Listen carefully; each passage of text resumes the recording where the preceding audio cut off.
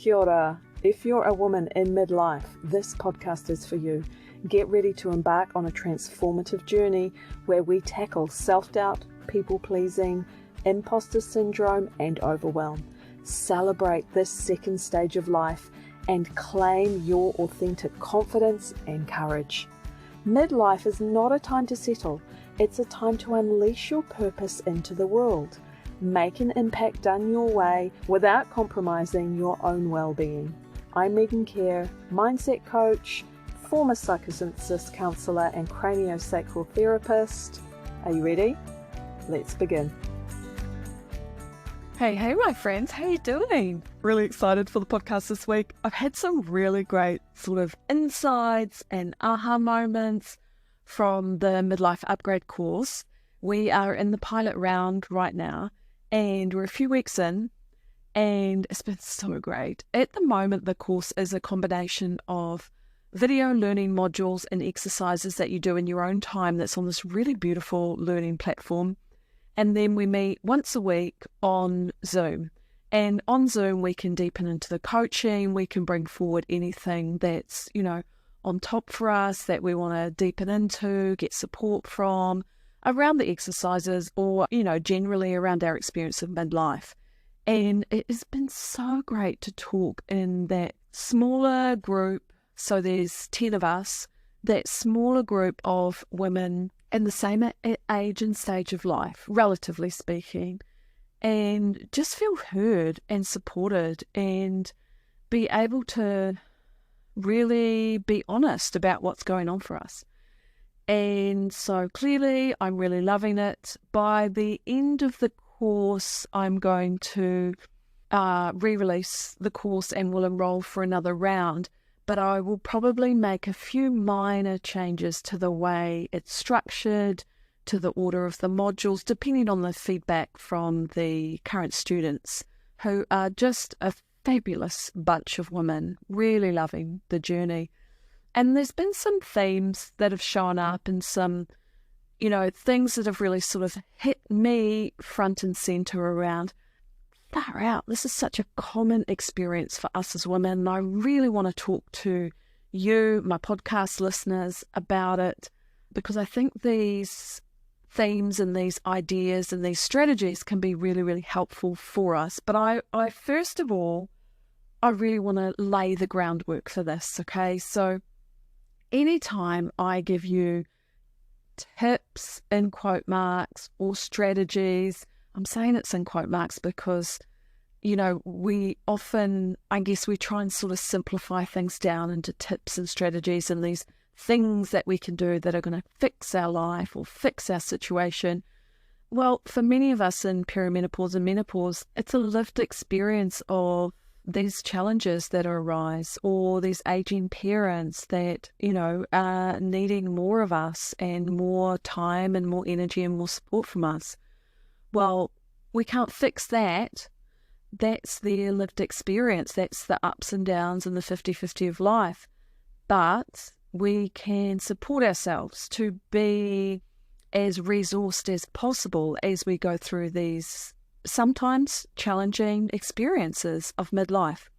So when I bring in tips and strategies, which I'm going to do today, I want to really nestle them in with a really big helping of self-compassion, that we don't take these strategies and sort of beat ourselves up with them or try to make our lives perfect with them, because I actually think we can live really incredibly fulfilled, joyful lives without our lives needing to be perfect, without our lives needing to be an Instagram feed, right? Because we know it's not. We all know that's not reality. And so if we bring self-compassion along with us, as we might choose to implement some of these really cool reframes, strategies that I'm going to talk about now today, then what we're doing is we're resourcing ourselves. But if we leave self-compassion out of the mix, then we can use these strategies, we tend to use these strategies to beat ourselves up, to give ourselves a hard time, to criticize ourselves, to further demean ourselves. And that, we know, is not the purpose of what we're doing here, what we're doing on this podcast. Not at all. So, having said that, that's our context for the podcast, is bring the self-compassion along with you as you consider some of the strategies and reframes for really supporting you to be more resourced, to get unstuck, to get yourself into momentum. So that is that quite a strong experience, quite a common experience for women in midlife, is that we do feel stuck. We feel on this kind of hamster wheel of going round and round and round and kind of not getting anywhere. This is what I hear from women. And probably worse than that, we're not only not getting anywhere or feeling like we're not getting anywhere, but our physical vitality is actually getting lower and lower and is not replenishing. So we're kind of getting more and more burnt out. That's a really common experience for women in midlife. So these are some things to consider if you're feeling like, I just want to get me out of this stuck place, like I feel like I'm in my gumboots and I'm stuck in the mud right now. I really do know that experience well, and I know very often for me that has gone along with, well, some of mine has been an intolerance to mundane aspects of life. That's sort of part of my personality, although I do live a very mundane on the surface life. I also feel really deeply connected to my life, to the people around me, to my family, very spiritually alive and connected with nature and with my life's journey. So whilst it might look kind of mundane from the outside, I am like every day excited, challenged, thrilled by this life that I lead, and I want that for you too. And if you don't have that, or you're just feeling like, you know what, I feel like I really bloody need a nudge out to break out of my comfort zone, but there's something holding me back, there's something keeping me in the same place, I'm not taking those actions that I want to take, then, my friend, this podcast is for you. So, where do we begin? There's one really easy little strategy that is actually really incredibly powerful. And it is around how we talk about our experience and what we want to do. Okay? So I want you to start noticing when you say, I should do this. I should be further along by now. I should be putting my education to different use. My business should be making more money. I should have fill in the gaps. Should has really no helpful place in your vocabulary at this age. Yeah. So it might have been useful once when we were young, when we were learning how to live well and reasonably with other people and within our society, but it really doesn't have a place in your life now as an adult midlife woman, because all of those shoulds around how we behave in culture and society and how we don't walk around being an asshole all the time, hopefully, they're all internalized anyway. But now what happens is that we should on ourselves way more than we need to. And so a should here and there is, that's okay, that's par for the course.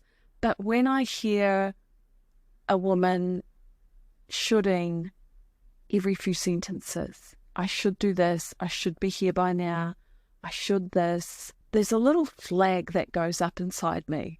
A little, let me take notice of this flag. And so when we should on ourselves, what we are doing is it kind of is introducing this voice of, when I was doing my training, it was called the super ego or the critical authority voice. That's sort of the energy that is coming through when we're shoulding ourselves a lot or frequently, okay? And so what you can do is just pay attention to the language that you use when you talk. So if you hear yourself saying, I should, more than 3 times in one day, the invitation is that you can remove that word from your vocab for a week, for a month, for the rest of your damn life if you want to. And just notice what you replace it with and how it frees up your motivation. So when I say, I should, for instance, I should be further ahead in my business than what I am now, what happens inside me is this subtle closing down to both motivation and possibility. And so I'm going from being, the potential of being an open circuit. And when we're an open circuit, we can receive much more in terms of potential possibilities, connections, to being a closed circuit, which doesn't leave a lot of room for new possibilities, new actions. And I should, when it's used too much, it's a form of self-criticism. It's a subtle way that we are telling ourselves, well, we should be better than what we are, basically, right? Those are the shoulds that are closing down on possibility. So what can you replace them with? Well, you can be creative. You can say things like, I'd love to create some time in my life to do some exercise that I enjoy. I'm really interested in growing my capacity for greater financial abundance. I would love to take care of my physical body by introducing more whole green plant foods into my diet. So you can see how changing my language opens up my relationship with action, actually. Like, okay, so if I would love to do that, I wonder what the next step is for me to be able to make that happen. So you can see how we go from that closed circuit of I should, when we remove that from our vocab for a certain amount of time, then we replace it with these more open, positive, generative words where our brain is being fed information that opens it up to inspired action, actually, which I think is just such a great and easy thing to do.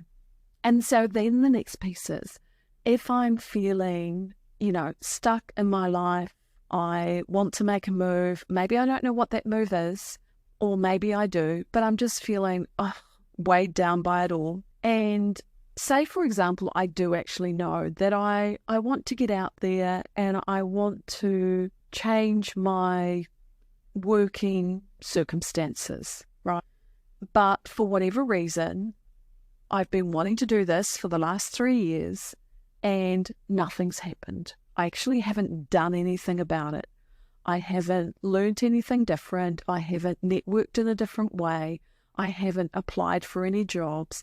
And I just feel a bit scared and stuck at this stage. This is a common experience. If this is what's happening for you and you actually do have a desire for change and it's not happening and it hasn't been happening for a number of years, and there might be, small mental or circumstantial blocks in the way, but there's nothing really hugely significant, right? If you take that bird's eye view of your life, you could try and make these steps forward if you just had that momentum, if you weren't so scared or stuck or afraid or not really sure why, but you are stuck, right? If that's happening for you, I want you to go to this place of thinking about, what is the cost for me if I don't do this? What is the cost for me if I don't at least try? Put yourself 10 years in the future and look back on your life now and look back on that life path of you that didn't try, that didn't make an attempt, that didn't change anything externally and just stayed exactly the same as you are right now, even though there was a bigger part of you that wanted to go for it, that wanted to do something different. Put yourselves 10 years in the future and now look back and you didn't do it. How do you feel when you look back? Is there regret? Is there disappointment? Is there a wishing, I wish she'd just tried to do that. I wish she'd just gone for it and been willing to fail. And just, you can do this exercise. It's a really beautiful exercise if you're feeling like you want to move, but you're uncertain and you're stuck and you're afraid and you just can't do it. You put yourself about 10 years in the future or further. You can put yourself as an old lady and look back at yourself now. And what's it like? What might it be like if you don't try, if you don't make an attempt, if you don't make that change? And just notice what those feelings are. And, and often that's enough to motivate us to actually go, frick it, I'm just going to do it. I'm just going to have a go. It's going to be messy. I'm not ready, but I'm going to do it anyway. And that is the best kind of action to take, just taking the action. It's kind of cliched, but when my mum was really unwell and she sort of knew that her life was coming to an end, even though she didn't want to accept that was a reality. But she certainly knew that her working life was done. She was unwell, she'd been in hospital, she was at home, she was in bed, and she wasn't in any capacity to do anything. And it all happened really quickly. And I was sitting with her. So I have two sisters, and one lives in Hamilton and one lives in Australia. And so I was here in Namutu in New Plymouth, and my mum lives here lived here. And I was sitting on the bed and she was chatting to me and she's like, you know what? If I could do my life over, I would actually go down a path with my life where I just did something that I really enjoyed and I'd do something more creative with my life. Because in her work life, she hadn't done that. She'd sort of done the job that she hadn't liked, and she had some success in her work, but it was not anything that she was super, super passionate about. And it was really interesting for me to hear that from her, actually, because, back then I would been in my work in the helping professions as a counsellor and a coach for over 10 years. And it was going okay. It was going well. Like, I did really, really good work, but I wouldn't say I had a massively financially successful business. I probably would have got paid more if I'd stuck it out in commerce, which I started working in. And so there was often this judgment coming from my parents. I saw it as judgment. From their perspective, it was probably worry and concern. We had this young family, and both me and my partner were self-employed and in very creative industries, and sometimes the finances were tough. And so I'd felt this, what I had interpreted as judgment from my mum around that, because there was often the questions of, how's it going, and what's the income looking like this month, and how many clients have you, all of that sort of thing. And then here she was doing her own, looking back on her life, and she just said, if I could do it again, I would do something more creative, something that I enjoyed much more. And I feel that for my mum. She died when she was 70, and she was an amazing gardener. She was actually really creative with cakes and art, but she was also incredible with people, and she did the thing, she did the job. She wasn't satisfied in what she made of her life at the end of her life. And so, for me, on one level, it was really amazing to hear that from her. There was something in me that got healed hearing that from her, because certainly my career has been pretty alternative, definitely back then. There's a lot more of us now that are self-employed, but 20 years ago it was a much, much safer bet to be working in an industry that I really wasn't interested in, but that paid the mortgage, all that kind of stuff. Yeah, so there was that level of healing for me in that moment. But why I'm reflecting on that right now is because we can actually put ourselves in that position of jumping ahead in time and then looking back and looking with those eyes of, what's it going to cost me if I don't make a move, if I don't try, if I don't take different action? And the feelings, the felt sense that can arise in that time in your body can be enough to stir us to go, F this, I'm just doing this, I'm going to do it messy, I'm going to give it a go. What's the worst that can happen? I fail. So this now leads me to the next piece, and that is that if we can be willing to fail, then we can take those messy actions. This is going to get us out of feeling stuck and being stuck by being willing to fail, in quote marks, because I actually want to reframe failure. Want to reframe this idea of what failure is, because this is another piece that keeps us stuck in that same place and not trying new things, not willing to be shit at new technology or showing up on video or whatever it is, whatever our thing is. When we choose to reframe failure to be, actually, I'm going to take that word out and I'm going to replace it with learning. I've learned so much through this process. I can look at a lot of the moves I've made in my business and the changes of direction that I've made. I could look at them through the lens of failure, or I could look at them through the lens of learning. And when we look at our choices and our actions and the things we're doing, the things we're trying to do through that lens of learning,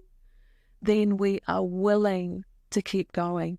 We're willing to make bold moves forward, small moves forward, scared moves forward, but we're making those moves and we're taking those actions. And they're not all going to work out the way we want to.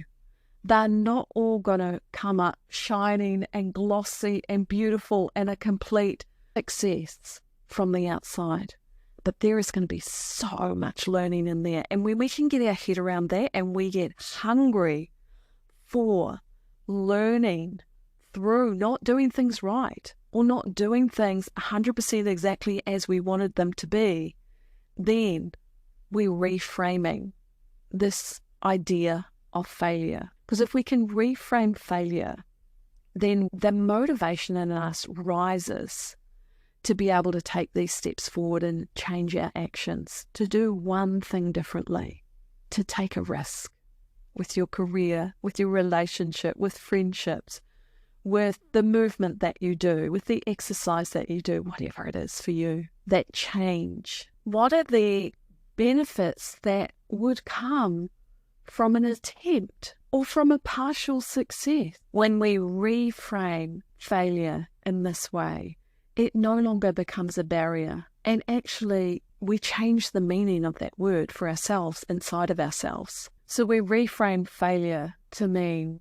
learning, to mean growing, to mean evolving. Then we are much more willing to step outside of our comfort zone and take the steps that, your heart is longing to take, that is going to support you to live the most creative life, whatever that means for you. A life that your heart and soul longs for, a life that brings you joy and connection, a life that is full of meaning. And this portal, this midlife portal that we're going through, I really think it is. It's like a developmental shift that we're offered right now. Some of us aren't going to take it. I suspect because you're listening to this podcast and you've listened this far on the episode, that you're one of the people that is going to take that is going to make that developmental shift. You're already making it. I hope, really hope, that these strategies have been helpful for you, that you can take one of them, just take one of the strategies that I've talked about today out of the three. Yeah, so there's the I should, taking that out of our vocab for, I would say take it out for a month, replace it with I get to, I choose to, I want to, I intend to, I'm grateful that I can do this. And then the next one was the rocking chair exercise. Put yourself 10, 20, 30 years ahead into your future and look back on your life. And what if you didn't make an attempt? What if you didn't take a step in a different direction? What's the cost of that? And then number 3, the pivot and the reframe on what failure means to us. And actually changing out that word for learning, for growing, for evolving, and really deeply understanding in the very bones of your being that any change that you want to make, any way forward in your life, any evolution you make at this age and stage of your life, there's going to be many learnings along the way. And how glorious, because they're all stacking up to the most rich, joyful expression of your life. Okay, my friend, I hope that has given you some impetus, some encouragement to live your life your way. You have my support. You have my cheerleading. If you enjoyed this podcast, please share it with a friend. Let them know they're not alone. You're there cheerleading them on as well. We're in this together and we are moving forward together. Can't wait to talk to you again. Bye for now.